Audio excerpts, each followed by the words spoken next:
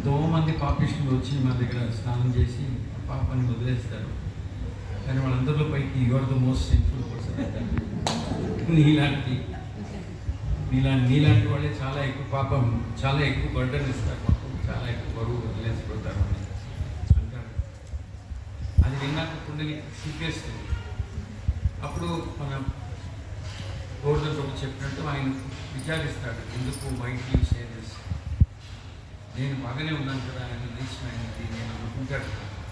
అప్పుడు వాళ్ళు చెప్తారు, తల్లిదండ్రులు సేవ చేయలేదు, such nice devotees, such nice వైష్ణవులు అయినా కాకపోయినా మీ తల్లిదండ్రులు ఇది అన్ని ధర్మాలకి విరుద్ధం,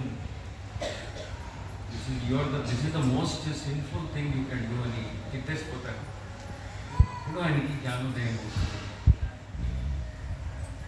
సో మనకు కూడా ఈరోజు సమయంలో ఆ వివత వల్ల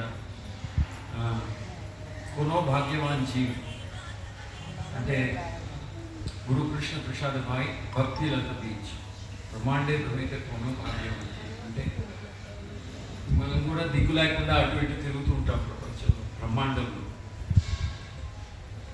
ఎప్పుడో ఎక్కడికో వాసుదేవాయ నారాయణం నమస్కృత్య నరం చైవ నరోత్తమం